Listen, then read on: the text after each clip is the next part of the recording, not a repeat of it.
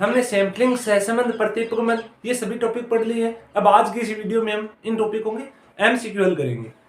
अब जैसे जो डिजिटल बोर्ड होता है उसमें तो आपको क्या है, हर एक एमसीक्यू पहले आता है, टाइप किया हुआ रहता है, वो आता है, आप उसका जवाब देते हो, वो सुविधा तो आपको मिलने वाली है नहीं। जो कंटेंट है वो आपको अच्छा मिल रहा है, आराम से प्रश्न पढ़ना, उत्तर देना। संगणना में निम्न विशेषता का होना संभव नहीं है। ऑप्शन ए शुद्धता, बी विश्वसनीयता, सी मितव्ययता, डी विस्तृत जानकारी। बताओ।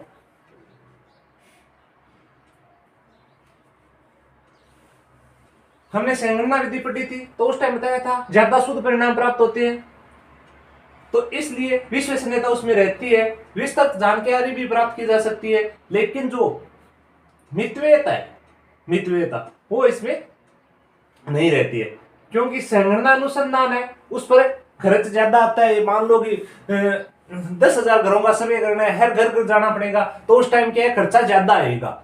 इसका ये दोष था संगणना के, खर्चा ज्यादा था, इसलिए इसमें मितव्ययता नहीं रहती है। नेक्स्ट क्वेश्चन है, प्रतिचयन अनुसंधान में निम्न गुण है। मितव्ययता, शुद्धता का सत्यापन, गहन अध्ययन, उपयुक्त सभी। प्रतिचयन अनुसंधान का गुण बताना है आपको। तो देखो, प्रतिचयन अनुसंधान में मितव्ययता रहती है, शुद्धता का सत्यापन किया जा सकता है। हम एक सैंपल प्राप्त करते हैं, यदि 1000 घरों में से अपन ने 50 घरों का सैंपल प्राप्त किया, दूसरा 50 घरों का और सैंपल प्राप्त करेंगे, इस हिसाब से दोनों की तुलना करके शुद्धता का सत्यापन कर सकते हैं। यह भी बताया था मैंने, गहन अध्ययन और विस्तृत अध्ययन। प्रतिचयन अनुसंधान में गहन अध्ययन संभव है, तो इसलिए इसका सही उत्तर क्या हो जाएगा, बी, उपयुक्त सभी। ये सभी गुण है प्रतिचयन अनुसंधान में, मितव्ययता, शुद्धता का सत्यापन, गहन अध्ययन। नेक्स्ट क्वेश्चन है, प्रतिचयन अनुसंधान अनुपयुक्त है यदि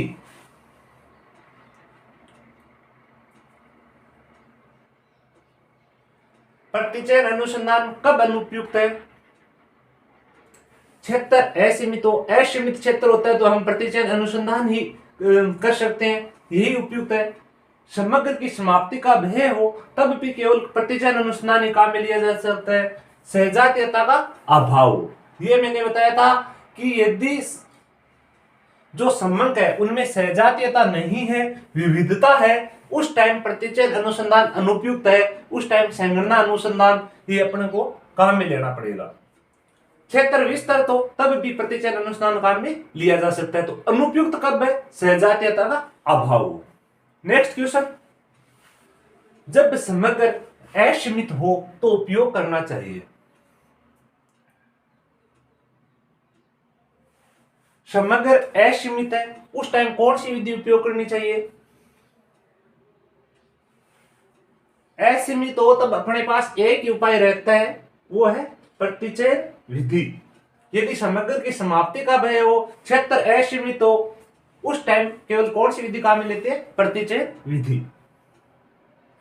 नेक्स्ट क्वेश्चन है, प्रतिदर्श विभ्रम का अनुमान आवश्यक है। विभ्रम, जो अपन एक सैंपल लेते हैं उसके दूसरे सैंपल से कितना डिफरेंस है, वो है प्रतिदर्श विभ्रम। इसका अनुमान आवश्यक है संगणना सर्वेक्षण में, प्रतिदर्श सर्वेक्षण में, दोनों में नहीं। संगणना सर्वेक्षण में तो सभी की गणना करते हैं, तो इसमें तो प्रतिदर्श विभ्रम निकाला नहीं जा सकता। किस में निकाला जा सकता है, केवल प्रतिदर्श सर्वेक्षण में। मानव रक्त की जांच के लिए प्रयुक्त विधि है। मानव रक्त की अपने को जांच करनी हो तो कौन सी विधि प्रयुक्त है, या कौन सी विधि काम में ली जाएगी। ऑप्शन देखो, रक्त अनुसंधान, ऐसी अपने प्रतिदर्श में कोई विधि थी नहीं, संगणना अपन काम में नहीं ले सकते। यदि रक्त की जांच के लिए संगणना काम में लेंगे तो आदमी की मृत्यु हो जाएगी, पूरा खून निकाल के जांच करनी पड़ेगी संगणना में, तो ये संभव है नहीं। मूल अनुसंधान है, यह भी अपने प्रतिदर्श सर्वेक्षण में पढ़ा नहीं। और प्रतिदर्श अनुसंधान, यदि ऐसा समग्र हो जिसके समाप्ति का भय हो, जैसे खून की जांच करेंगे तो आदमी के मरने के चांसेस रहते हैं, यदि पूरे खून की जांच की जाए तो उस टाइम केवल और केवल प्रतिदर्श अनुसंधान या प्रतिदर्श सर्वेक्षण वही काम में लिया जाएगा। नेक्स्ट क्वेश्चन है, पिपेट की सारणी में कुल संख्याएं हैं। टिपेट की सारणी में कुल संख्या, ये देव संख्याओं की इन्होंने अलग अलग सारणियां दी है टिपेट ने और ने। तो टिपेट की सारणी है वो मोस्ट है। टिपेट की सारणी में कितनी संख्या है? 10,400। परिवार के 10 सदस्यों के लिए जूते क्रय करने के लिए कौन सी विधि अपनाई जाएगी, ये बताओ।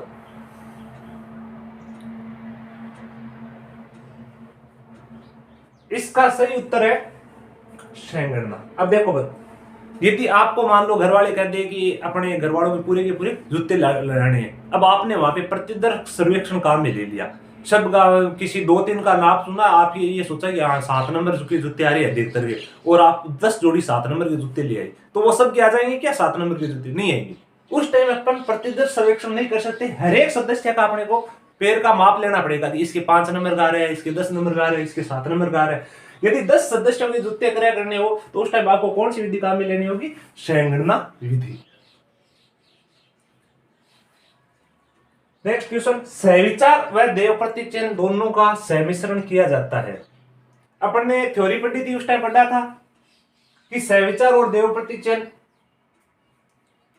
स्त्रीत प्रतिचयन, स्त्रीत प्रतिचयन है वह सहविचार और देव प्रतिचयन है, दोनों का क्या सम्मिश्रण है।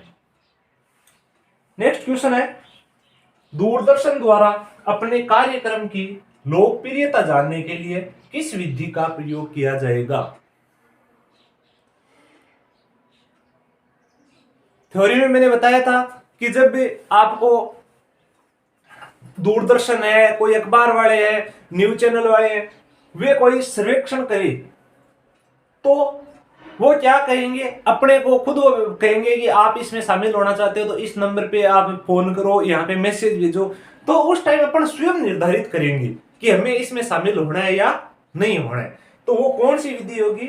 स्वयं निर्धारित प्रतिचयन। हाँ, नेक्स्ट देखो, यदि दो चलों में कारण प्रभाव संबंध नहीं है तो ज्ञात सहसंबंध कहलाता है। तो इसका सही उत्तर क्या होगा? यदि कारण प्रभाव संबंध नहीं है तो कौन सा सहसंबंध है? भ्रामक सहसंबंध या भ्रमित सहसंबंध। नेक्स्ट क्वेश्चन, गुणात्मक तथ्यों के मध्य सहसंबंध मापने के लिए किस विधि का प्रयोग करते हैं? ये तो सभी बता ही दोगे, कौन सी? यदि गुणात्मक तथ्य है तो स्पीरमैन की क्रमांतर विधि या इसको कोटि अंतर विधि भी कहते हैं। गुणात्मक तथ्यों की जांच करने के लिए या गुणात्मक तथ्यों में सहसंबंध मापने के लिए मात्र ये विधि है स्पीरमैन की क्रमांतर विधि या कोटि अंतर विधि। नेक्स्ट क्वेश्चन प्रैक्टिकल का, मिलाओ देखिए, यदि x तथा y श्रेणी का प्रसरण क्रम से 16/25 है और दोनों का सहविचरण 18 है, सहविचरण यानी कोवेरियंस 18 है, तो सहसंबंध गुणांक क्या होगा? r निकालना है, निकाल सकते हो। देखो सहविचरण क्या होता है? सहविचरण होता है सिग्मा xy बट्टा n, ठीक है। ये सहविचरण आपको दिया हुआ है कितना? 18। और सहसंबंध गुणांक r का सूत्र क्या होता है? सिग्मा xy बट्टा n, परिमाप विचलन x और परिमाप विचलन y, ये सूत्र होता है r का। ये सिग्मा xy आपको दिया हुआ है, n दिया हुआ है। अब देखो और क्या है? प्रसरण, प्रसरण क्रम से 16 और 25 है। प्रसरण का सूत्र क्या होता है? प्रसरण का सूत्र होता है परिमाप विचलन का स्क्वायर, परिमाप विचलन का स्क्वायर, यानी आपको परिमाप विचलन चाहिए और ये क्या आपको दिया हुआ है? प्रसरण दिया हुआ है, स्क्वायर दिया हुआ है 16 और 25। तो इसका परिमाप विचलन निकालना है। जैसे प्रसरण आपको दे दिया 16, ठीक है, ये परिमाप विचलन का स्क्वायर है, परिमाप विचलन स्क्वायर बराबर 16 है, तो परिमाप विचलन बराबर √16 बराबर 4। एक परिमाप विचलन x या फिर पहला तो आ गया 4 और दूसरा आ जाएगा जो √ है 25 निकालना, इसका आ जाएगा 5। तो परिमाप विचलन x और y आ गया 4 और 5, ये आप सूत्र में रख दो। अब आपको सिग्मा xy बट्टा n दिया हुआ है, सिग्मा xy बट्टा n कितना दिया हुआ है? 18। परिमाप विचलन x और y कितना है? 4 और 5, 4 गुणा 5, ये हो गया 20 और ये आ जाएगा 0.9। अब देखो x तथा y श्रेणी का प्रसरण 16 और 25 है और दोनों का सहविचरण 18 है, तो सहसंबंध गुणांक क्या होगा, ये होगा प्लस के पॉइंट 9। समझ में आ गया ना। हाँ, नेक्स्ट देखो सवाल, संभाव्य विभ्रम सहसंबंध गुणांक की कितनी प्रतिशत संभावना की सीमाओं को व्यक्त करता है। थ्योरी में मैंने बताया था कितनी प्रतिशत संभावना की सीमाओं को व्यक्त करता है। जो P है संभाव्य विभ्रम प्रोबेबल एरर 50% सीमाओं को व्यक्त करता है। संभाव्य विभ्रम ज्ञात करने का सूत्र नहीं है, बता सकते हो। देखो संभाव्य विभ्रम का मेन सूत्र क्या है, 0.6745 गुणा 1 माइनस आर स्क्वायर बटा अंडर रूट एन, और इसका तो ऑप्शन से ही कट जाएगा, बाकी मैं बता देता हूं ऑप्शन से कट जाएगा। 1 माइनस आर स्क्वायर बटा अंडर रूट एन, ये किसका सूत्र है, ये सूत्र है परमाप विभ्रम का, परमाप विभ्रम का। संभाव्य विभ्रम और परमाप विभ्रम में क्या समानता है, किस प्रकार से ये आपस में संबंधित है। जो परमाप विभ्रम है वह संभाव्य विभ्रम का 1.5 गुना होता है। संभाव्य विभ्रम का कितना गुना होता है, 1.5 गुना, यानी 3/2 गुना। अपन ने ये लिखा था ना, पी जो परमाप विभ्रम, परमाप विभ्रम बराबर 3/2 पीई, ये परमाप विभ्रम लिखा था, परमाप विभ्रम बराबर 3/2 पीई, यानी परमाप विभ्रम है वह संभाव्य विभ्रम का प्रोबेबल एरर का कितना होता है, 3/2, यानी 1.5 गुना होता है। तो अब यदि संभाव्य विभ्रम निकालना हो तो इसका कितना गुना हो जाएगा, 2/3 गुना। परमाप विभ्रम तो 3/2 गुना होता है और संभाव्य विभ्रम परमाप विभ्रम का 2/3 गुना। तो देखो परमाप विभ्रम का सूत्र क्या होता है, 1 माइनस आर स्क्वायर बटा अंडर रूट एन, तो इसका कितना गुना हो गया, 2/3 गुना। ये भी इसका सूत्र है, ये तो है ही है। और ऐसे गुणा 0.6745, 6.745 का मतलब कितना होता है, 2/3 गुना। तो ऐसे यानी परमाप विभ्रम का 2/3 गुना, ये भी सूत्र सही है, ये भी है, ये भी है, तो कौन सा सूत्र नहीं है, 1 माइनस आर स्क्वायर बटा अंडर रूट एन। नेक्स्ट सवाल देखो, यदि r बराबर प्लस 0.75, r यानी सहसंबंध, और p प्रोबेबल एरर कितना है, 0.25 है, तो इस सहसंबंध को क्या कहेंगे बताओ।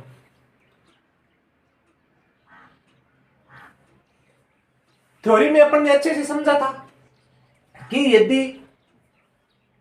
r तो बड़ा है 0.50 से, p होना चाहिए छोटा, ये भी बड़ा है, जो r है इसका 6 गुना बड़ा होना चाहिए, तभी क्या होता है, इसकी सार्थकता निश्चित की जा सकती है। यदि p का r 6 गुना बड़ा नहीं है तो इसकी सार्थकता निश्चित नहीं की जा सकती। अब देखो p कितना 0.25 और ये 0.75, यानी कितना गुना ही है, r केवल 3 गुना ही बड़ा है, 6 गुना बड़ा नहीं है। तो इस सहसंबंध को क्या कहेंगे, अति महत्वपूर्ण नहीं कह सकते, महत्वपूर्ण नहीं कह सकते, निश्चित रूप से सार्थक या फिर सार्थकता निश्चित नहीं की जा सकती। यदि r इसका 6 गुना बड़ा नहीं है तो इसकी सार्थकता निश्चित नहीं की जा सकती। नेक्स्ट, यदि p यानी प्रोबेबल एरर 0.22 और r प्लस 0.28 है तो इस सहसंबंध को कहेंगे बताओ।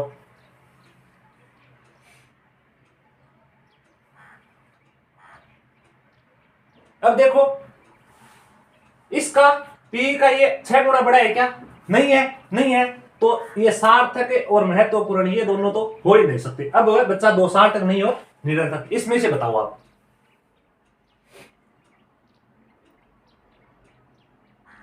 अब देखो यदि ये r 0.3 से बड़ा हो जाता तो अपन कह सकते सार्थक नहीं, लेकिन ये 0.3 से छोटा है। यदि r 0.3 से कम है तो इसको कौन सा सहसंबंध कहेंगे, निरर्थक सहसंबंध। नेक्स्ट सवाल देखो, दो चरों के मध्य रेखीय सहसंबंध की मात्रा का निर्धारण किसके द्वारा हो सकता है। चाहे तो रेखीय सहसंबंध की मात्रा का निर्धारण हो या फिर दो चर है उनके मध्य तुलना करनी हो, उन दोनों किसके द्वारा करेंगे, निश्चल गुणांक। और निश्चल गुणांक का सूत्र क्या होता है, r की स्क्वायर। यदि दो चर है उनके मध्य तुलना करनी हो या उनमें रेखीय सहसंबंध की मात्रा का निर्धारण करना हो तो उस टाइम किस चीज का उपयोग करेंगे, निश्चल गुणांक का। नेक्स्ट सवाल, कार्ल पीरियसन के सहसंबंध गुणांक की सीमाएं हैं, ये तो सभी बता ही दोगे। कार्ल पीरियसन के सहसंबंध गुणांक की सीमाएं क्या होती है, कम से कम -1 और अधिकतम +1, यानी -1 से +1 के बीच में ही सीमा रहती है। नेक्स्ट सवाल, यदि एक श्रेणी के मूल्यों में वृद्धि और दूसरी श्रेणी के मूल्यों में कमी होती है तो सहसंबंध होगा। कौन सा? ऋणात्मक सहसंबंध। यदि एक के मूल्य ऊपर की तरफ जा रहे हैं, दूसरे के नीचे की तरफ आ रही है, पहले के नीचे आ रहे हैं, दूसरे ऊपर जा रहे हैं, विपरीत दिशा में चल रहे हैं, तो उस टाइम होगा ऋणात्मक सहसंबंध। और यदि दोनों एक ही दिशा में चल रहे हैं, दोनों घट रहे हैं तो धनात्मक, दोनों बढ़ रहे हैं तो भी धनात्मक, एक कम और एक ज्यादा हो रहा है तो ऋणात्मक सहसंबंध। हाँ, ये प्रैक्टिकल सवाल निकालो इसको। 21वां, सिग्मा एक्स वाई बराबर 140, परमाविचलन x 5, परमाविचलन y 4 तथा n 10 है तो सहसंबंध गुणांक होगा। इजी सा सवाल है, निकाल सकते हो। जो सहसंबंध गुणांक है उसका सूत्र निकालना आपको। क्या होता है सूत्र सहसंबंध गुणांक का? सिग्मा एक्स वाई बट्टा एन परमाविचलन x और परमाविचलन y, ये सूत्र है, आप निकाल सकते हो। सिग्मा एक्स वाई आपको दिया हुआ है 140, परमाविचलन x दिया हुआ है 5, परमाविचलन y दिया हुआ है 4, n दिया हुआ है 10। बस निकाल दो, अब तो निकाल ही सकते हो।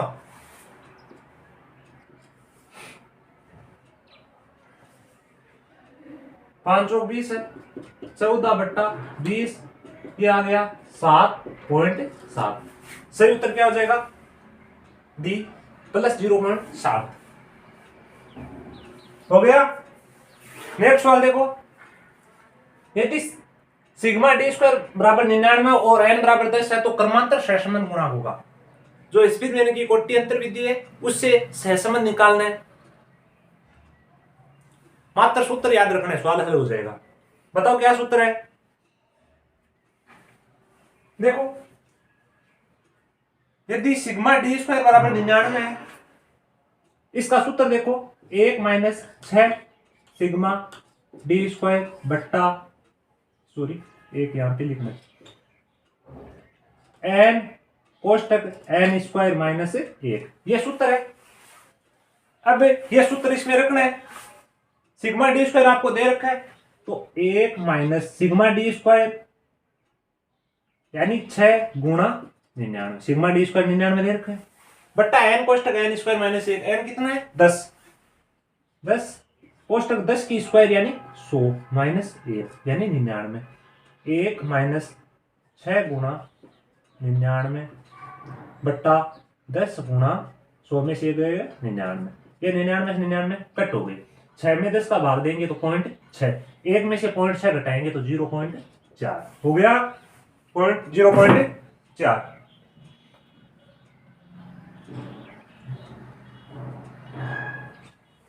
ये आ गया प्लस के 0.4, क्योंकि माइनस होने का कुछ है नहीं, वैसे भी ऑप्शन में नहीं है।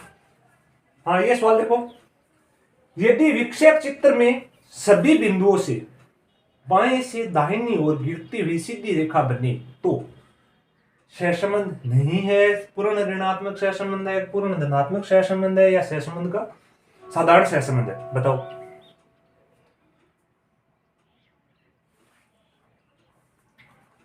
ये विक्षेप चित्र है, इसमें क्या कह रहे हैं? सभी बिंदु बाएं से दाहिनी ओर गिरते हुए, ये बायां है, बाएं से दाहिनी ओर इस प्रकार से गिरता हुआ है, तो उस टाइम कौन सा सहसंबंध होगा? ऋणात्मक सहसंबंध। यदि बाएं से दाहिनी ओर ऊपर जाते हुए तो होगा धनात्मक सहसंबंध, यदि बाएं से दाएं नीचे आते हुए तो होगा ऋणात्मक सहसंबंध। और एक ही रेखा सभी बिंदुओं से बाएं से दाहिनी ओर गिरती हुई सीधी रेखा बने, ये केवल 2 रेखा की बजाय सीधी रेखा ही बन रही है एक ही, तो उस टाइम कौन सा सहसंबंध है? ऋणात्मक तो है ही है, और वो है पूर्ण ऋणात्मक सहसंबंध। हाँ देखो, नेक्स्ट क्वेश्चन है, प्रतिपगमन का सांख्यिकी में सर्वप्रथम प्रयोग किया, किसने किया? सरल से फ्रांसिस गाल्टन ने। नेक्स्ट क्वेश्चन है, अक्ष का y पर प्रतिपगमन गुणांक है, x का y पर प्रतिगमन गुणांक बताओ। यदि x का ज्ञात करना है तो x हमेशा ऊपर आएगा, तो ये है सही है r परमावचलन x बटा y। ये देखो r का सूत्र क्या होता है, सिग्मा x y बटा n परमावचलन x परमावचलन y। r की जगह ये लगा है, बाकी परमावचलन x और परमावचलन y ये भी है, ये भी है, तो इसका उत्तर क्या हो जाएगा, उपयुक्त सभी। नेक्स्ट है, यदि bxy तो -0.4 और byx है -1.6 तो सहसंबंध गुणक होगा। बताओ,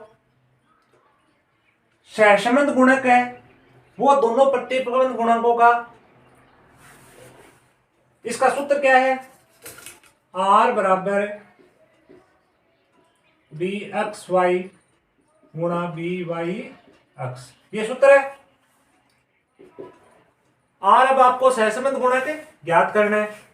सहसंबंध गुणक ज्ञात करना है, एक तो -0.4 और दूसरी है -1.6,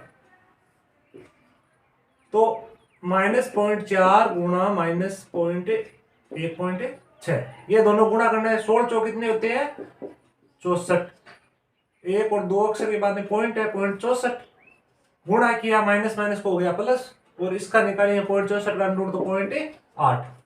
अब देखो 0.8 आ गया, लेकिन यहाँ पे 0.8 है, दो ऑप्शन है माइनस और प्लस, ये बताना है। यदि ये byx ये दोनों माइनस में है तो अपना जो सहसंबंध है वो भी क्या होगा, माइनस का, तो इसका सही उत्तर क्या हो जाएगा, -0.8, नहीं कि प्लस वाले। हो गया। यदि प्रतिगमन रेखाएं एक दूसरे को समकोण पर काटती है तो सहसंबंध होगा। बताओ, समकोण यानी 90 डिग्री के कोण पर काट रही है तो सहसंबंध क्या होगा, सहसंबंध होगा 0। यदि दोनों इस हिसाब से काटती है तो सहसंबंध होगा 0। यदि मध्य बिंदु पर काटती है तो होगा साधारण सहसंबंध। साधारणतः प्रतिगमन रेखाएं होती है कितनी, साधारणतः प्रतिगमन रेखाएं होती है 2। यदि पूर्ण सहसंबंध है तो प्रतिगमन रेखा होगी 1, नहीं तो प्रतिगमन रेखा 2। दोनों प्रतिगमन गुणांकों के गुणन का वर्गमूल कहलाता है। दोनों प्रतिगमन गुणांक है, इनके गुणन का वर्गमूल, ये गुणन देखो, ये प्रतिगमन गुणांक bxy और byx, इनके गुणा का, ये गुणा कर दिया, इनका वर्गमूल क्या कहलाता है, ये क्या है, सहसंबंध। दोनों प्रतिगमन गुणांक के गुणन का वर्गमूल कहलाता है सहसंबंध। नेक्स्ट सवाल, bxy और byx क्रमशः 0.4 तथा 1.6 है तो सहसंबंध गुणांक होगा। बताओ, इसमें आराम से सवाल देखो और इसका उत्तर दो। देखो, ये और ये डाटा सेम है, लेकिन इसमें ये तो है माइनस के 0.4 और ये है प्लस के 1.6। हमने थ्योरी में पढ़ा कि bxy और byx है, हमेशा इनका चिन्ह समान होगा। यदि समान चिन्ह नहीं है तो सवाल क्या है, गलत है।